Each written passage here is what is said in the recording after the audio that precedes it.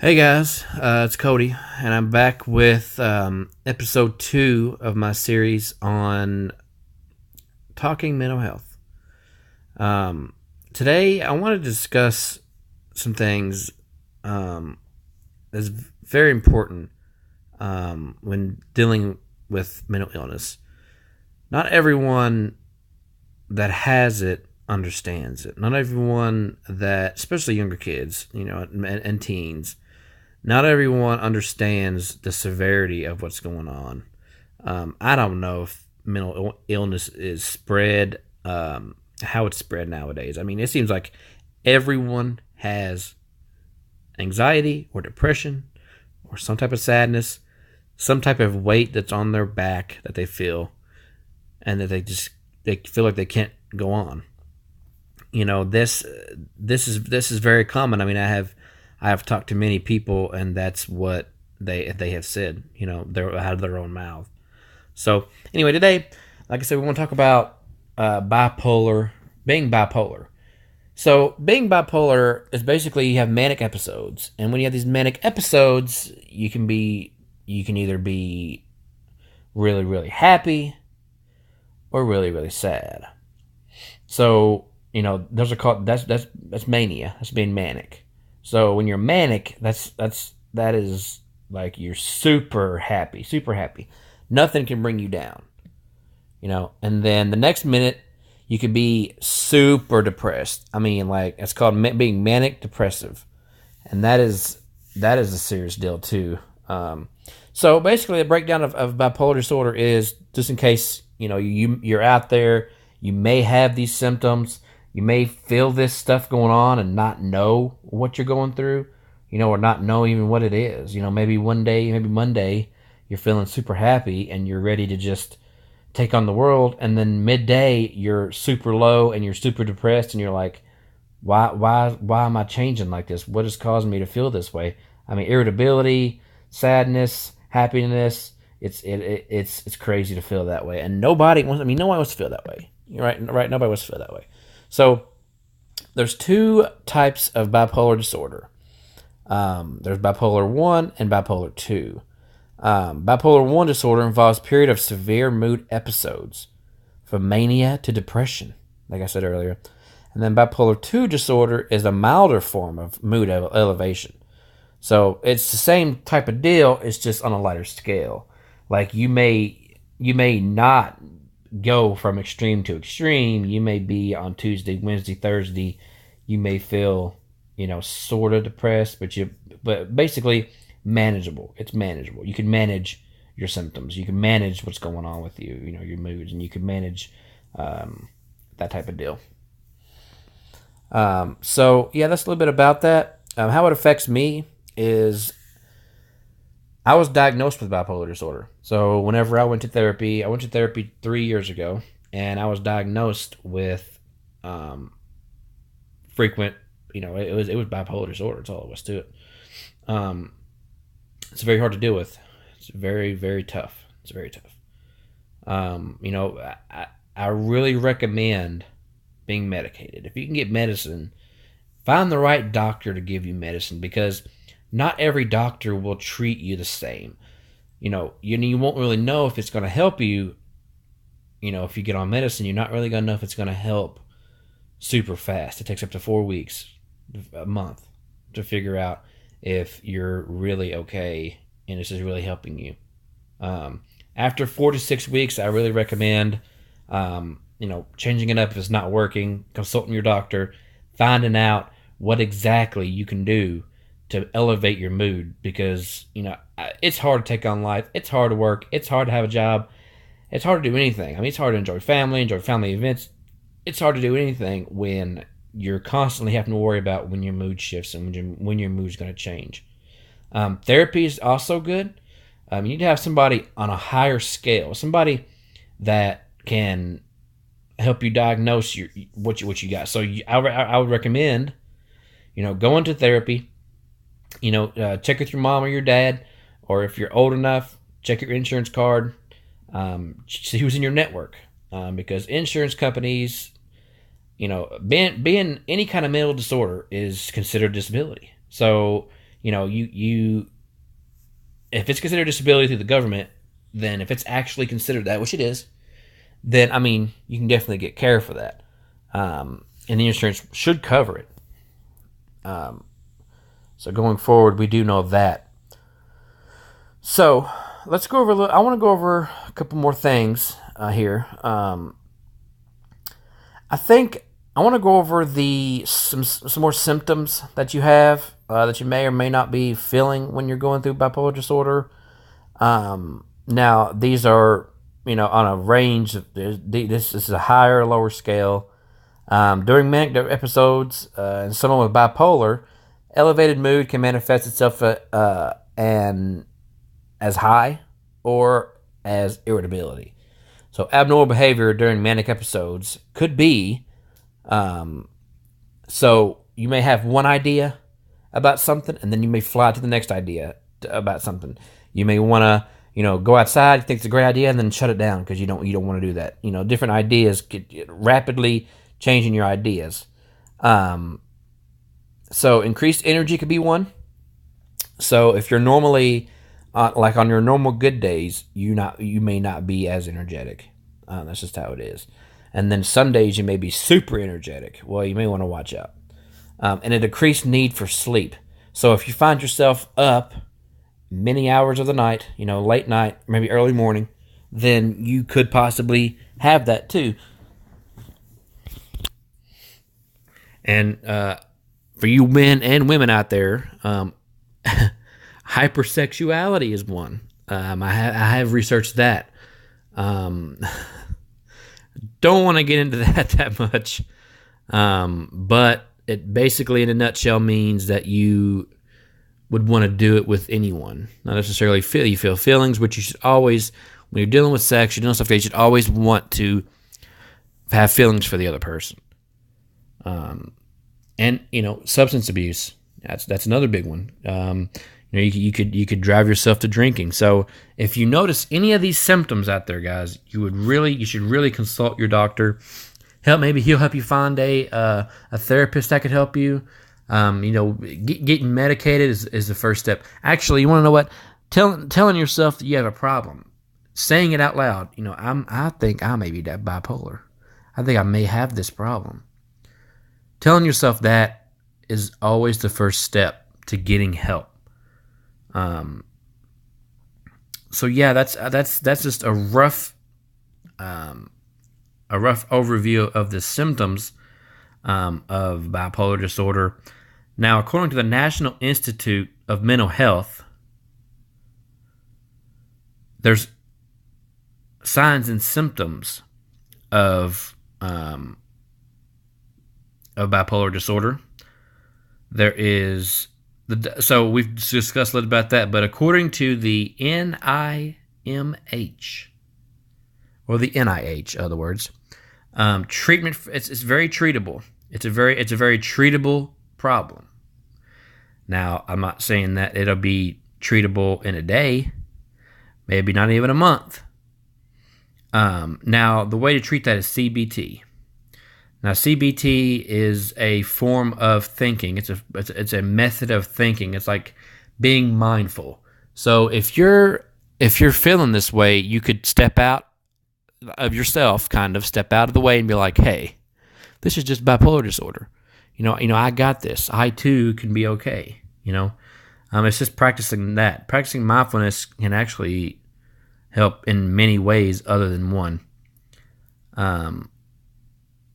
So yeah, I want to talk about substance abuse. If you feel like going to drugs or going to alcohol, please don't. There's medication out there. There's other ways of treatment out there than going to the drugs and the hard alcohol. Please don't do it.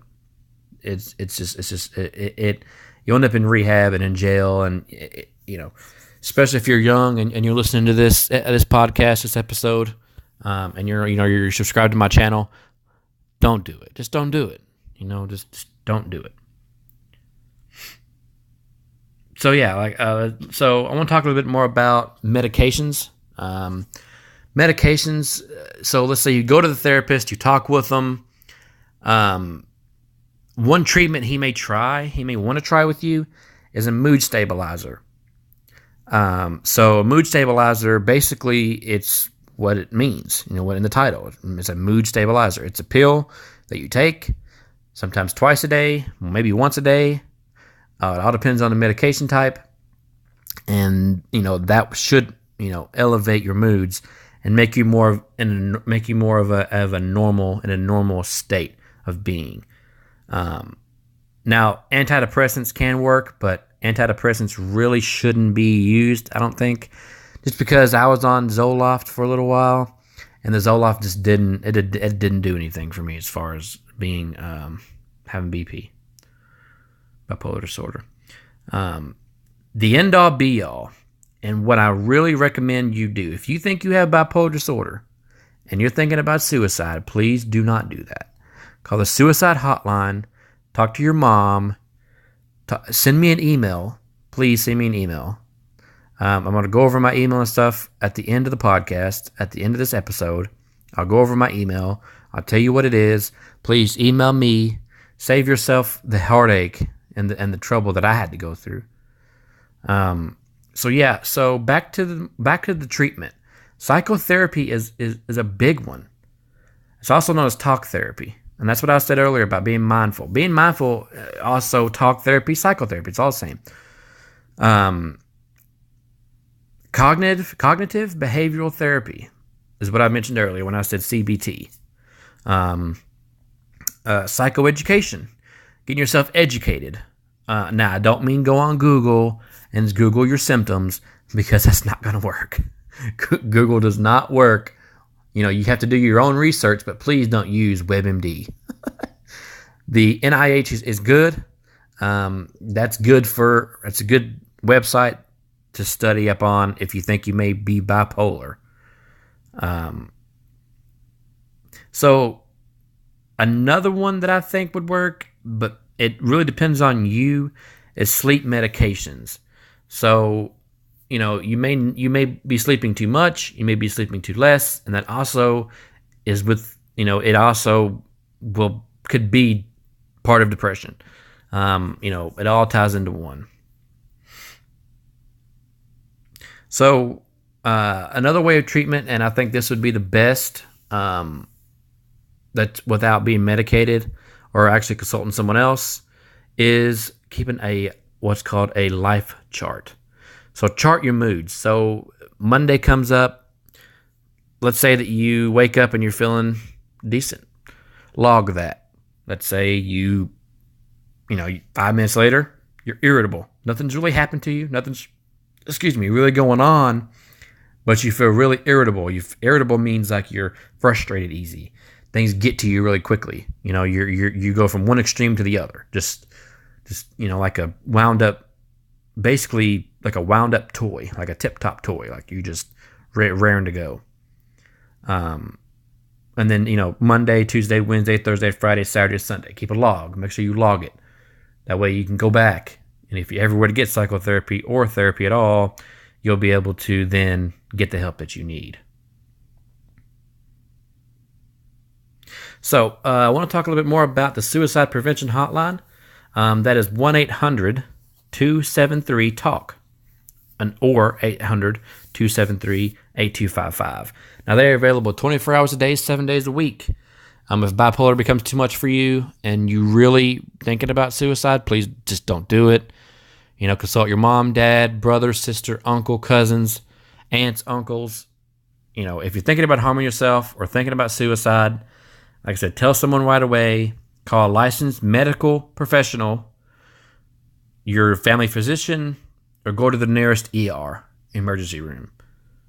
Now, this is different if you're not bipolar or feel like anything's going on, but you know of a friend who is or a loved one who is, don't leave them alone.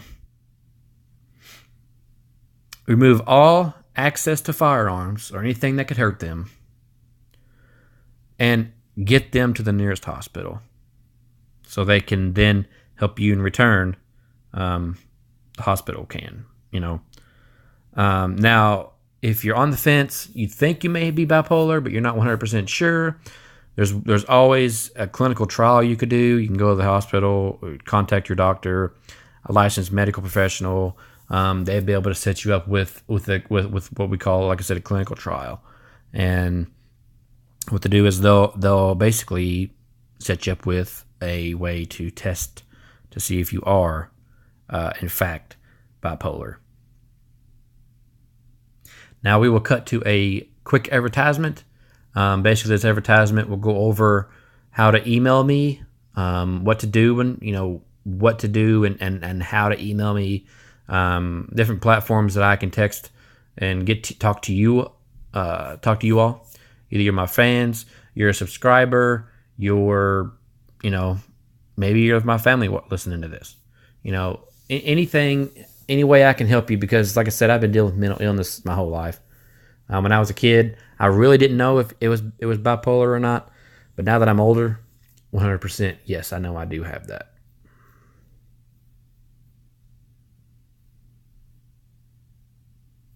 All right, well, back from commercial. It was a nice little commercial, wasn't it? I kind of like it myself. So, bipolar disorder. It's a tough one to deal with, man. It's a tough gig. So everything that I went over in my notes here, everything that I went over, you should put into practice. Take 3 of the treatments. I recommend psychotherapy, cognitive behavioral therapy, and medication. Those are therapy, cognitive CBT, and medication. Those are the three biggest ways to get better that I recommend doing. Just because those are the 3 ones that your chances of getting over it would be a lot less, be a lot greater. I mean, to get over that. Well, we're 17 minutes in. I'm gonna go about 20 minutes. I want to make this episode about 20 minutes long. I want to get all the information I possibly can out, regarding the bipolar disorder.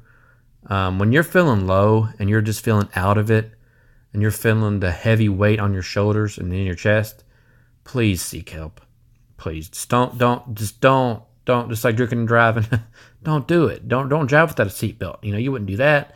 Maybe you would text and drive. I don't recommend it, but so just do those things to make yourself better. Get yourself better. So in case you fast forwarded through the advertisement, or if you didn't, you just didn't get it, my email is talkingmentalhealth27@gmail.com. There I can read all your questions. I will be able to communicate with you back and forth. If you just need someone to talk to, I know a lot of times people just need someone that will listen, and I'll be that guy. I have no problem being that guy. I do it to all my friends, family members, all the same. I'll be more than happy to listen, more than happy to do all I can do to make your life easier and better. So in my notes here, I just wanted to go over a few more things. I like doing the did you know facts. So the did you know facts basically give you pointers on what maybe a fact that you didn't know about bipolar disorder, because there are many.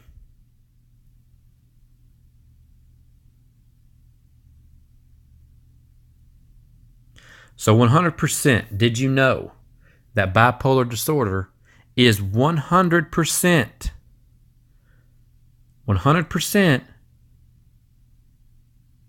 a mood disorder characterized by mood swings of high and low of depression?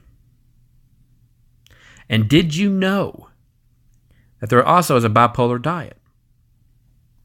The link to the bipolar diets will be in the description below. So you would be able to get to the link. You get to that link if you want. Also, I'm gonna have a blog. I'm gonna start a blog, like I said in episode 1. I'm gonna make a blog, and I'm gonna write in that blog different things that you can do. So all the information that I linked, that I said, I can link all the information from my notes and what I know knowledge-wise in the description below as well. Now that link will be to my blog, and then my blog will have everything on it. Now, earlier in the podcast, in the episode, I did say that bipolar disorder was treatable. So it is treatable, but it's not curable. Those are two different things. That's manageable with mood stabilizers. Just want to make that clear. And make sure that you see an experienced psychiatrist, because, like I said before, I was being treated with depressants, and I really needed a mood stabilizer. That was the ending factor to make me feel better. So I want to thank you all for listening to the podcast. I'm right at about 20 minutes, and actually 21 minutes now. I really appreciate all my subscribers. This is, like I said, this is episode 2 of my series. I'm gonna do as many of these mental illness series as I possibly can. Next week, I'm gonna try to have a guest on. I'm not quite sure who the guest would be yet. This is just episode 2, but I will tweet that out. My Twitter handle is obviously twitter.com/chill, CHILL 122791. That is my Twitter handle. I'm there all the time. I'm always tweeting different things. I'm always doing something on Twitter. And I will see that, and you'll see updates about the mental illness series, talking mental illness. Excuse me. I'm also on Instagram at 127chill, 127CHILL. Like I said, the only way to get a hold of me, if you guys want to talk, is my email, and that is talkingmentalhealth27@gmail.com. I want to thank you all for listening. Thank you all for the time.